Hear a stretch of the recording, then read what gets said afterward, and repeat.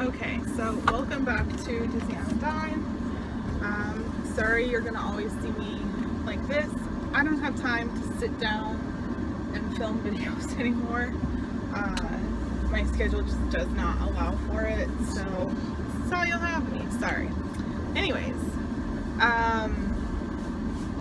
so the first major way I think that we've saved money at Disney this trip is by waiting for a good discount. So we are going during a holiday week, and we just waited for a good discount. And truth be told, I want to stay Saturday, Sunday, Monday, Tuesday, Wednesday, Thursday, Friday, Saturday, Sunday. However, it's a lot cheaper if we go Monday through Sunday. That way we only have one weekend in there.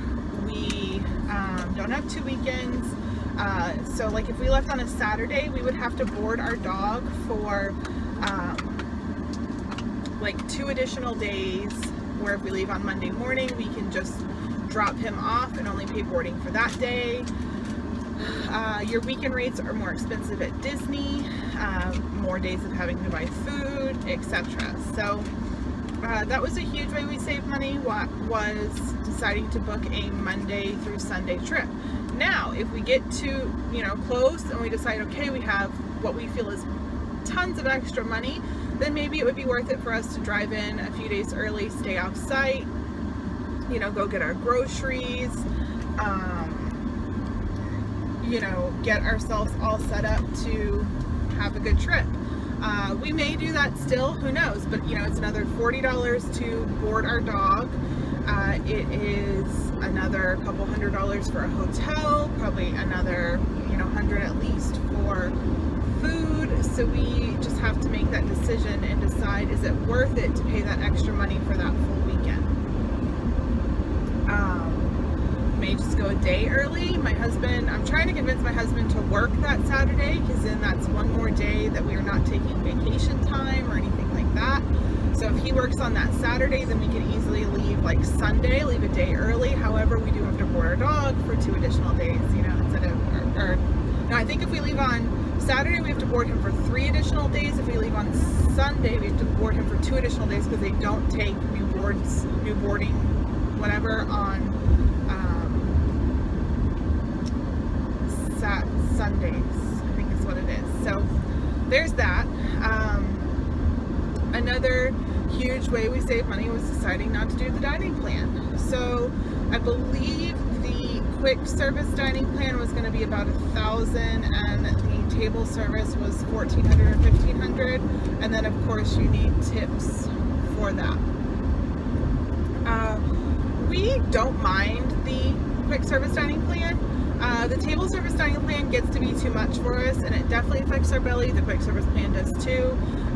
So what we're kind of doing is kind of like an in-between. So I'm just going to do it if we do the original stated plan. So if we arrive on Monday and leave on Sunday, we are going to do, I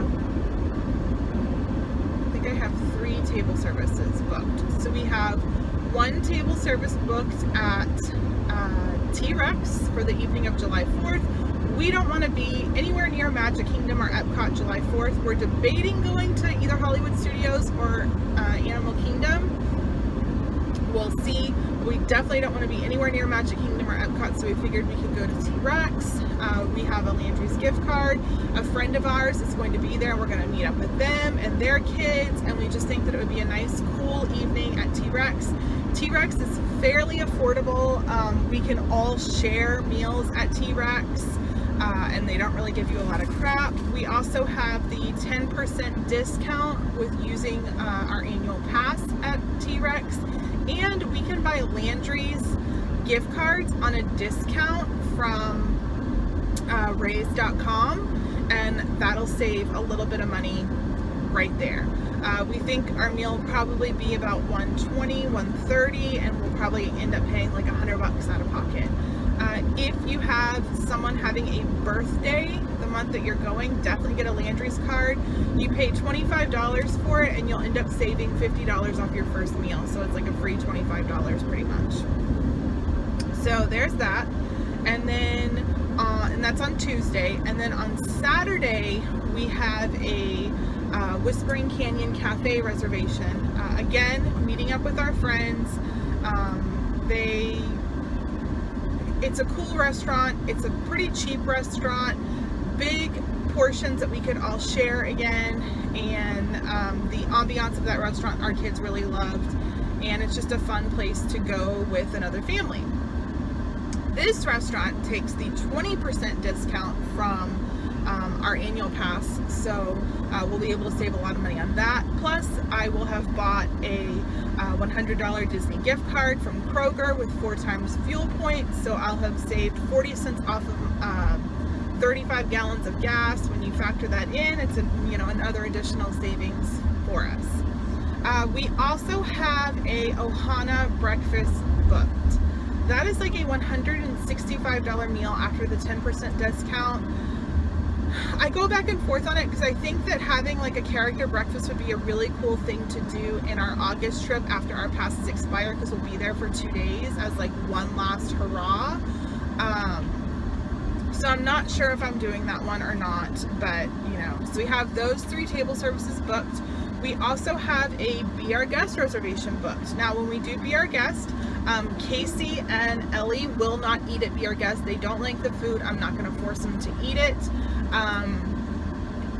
Jeff will have his own meal, and then Aubrey, Trevor, and I will share 2 sandwich meals.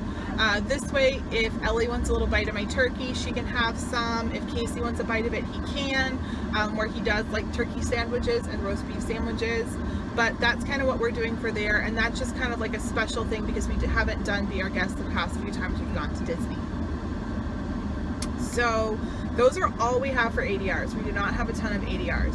The other quick services that we plan on doing, we don't plan on getting quick services. It's just a plain Jane burger. Places like ABC Commissary, a food court burger, whatever it may be. We really, really want to try that if we are buying Disney food, we're buying special, unique things that taste good, that are a little bit different than the everyday Disney burger or hot dog or chicken tenders or whatever.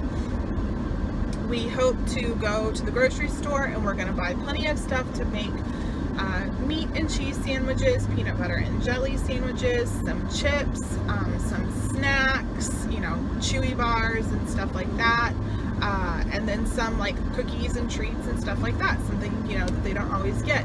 We plan on bringing plenty of Powerades and sodas into the parks, and we plan on bringing our filtered water bottles, and we fill them up before we leave the parks with all ice. By the time we get to the parks, it starts to melt, and then of course you can ask for the free ice water in the parks.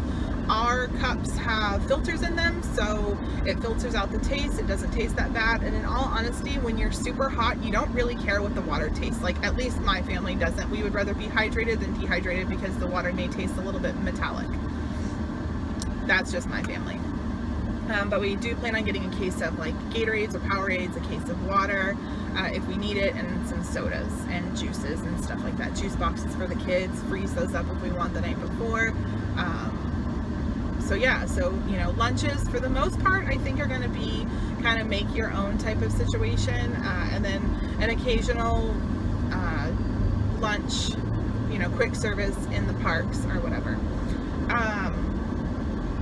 As for dinners, if we are at our resort, we will probably make like macaroni and cheese, or like the Chef Boyardee raviolis, or things like that for the kids, where it's not like full Disney food cooked in pure milk. If I make macaroni and cheese for Casey, I know it's a very small portion that he's getting. Ravioli, obviously, I know that it's meat and pasta. Those things like that, making even more sandwiches, or things like that for the little kids. If the big kids want to split a burger, that's fine with us, and then Jeff and I will just kind of see how we feel, because I've been eating very different lately, and I don't want to put a bunch of bread and fries and all that stuff into my body again, because it's just going to make me feel like poop, especially after a really long vacation. So we really want to try our hardest to eat at restaurants that do offer the 20% off quick service wise, because that's kind of a rare thing to get a discount on quick service. Packing a lot of our lunches, packing a lot of our snacks, and you know, we told the kids, like, look, we would rather pack our own lunches and snacks and buy you guys like a Mickey bar, because that's like $25 for all of us to get a Mickey bar, rather than go and pay $70 for, you know, or $100 for us all to have a quick service and then not be able to have that special Disney treat. Of course, there are some things that we always like to get at Disney, which we will, you know, Gaston's cinnamon rolls and the LeFou's brew and cronuts and Mickey bars and ice cream cones and things like that. And I'd rather have our money to do those fun, unique things than just buy some crappy burger that costs $15. You know what I mean? We will of course try to buy as many child quick service meals as we can if we are buying food, because that obviously is a way to you know, save a lot of money. And oftentimes if you get those, like, you can end up saving a pretty penny, because you get like an entree, a side, some fruit, some vegetables, and a drink typically. So I think that that's definitely a smart way to go. So definitely buying a bunch of our food, and then of course any food that we do buy at Disney, we will buy Disney gift cards from Kroger when they have the 4 times fuel points. So every $100 in Disney gift cards that we get will give us 40 cents off 35 gallons of gas. So that's a decent savings right there.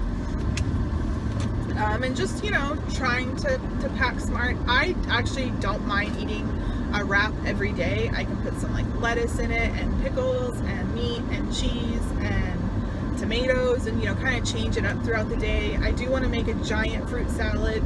We do plan on pretty much bringing our own breakfast, so I'm going to buy some Costco muffins, I'm going to buy some yogurt, some fruit salad,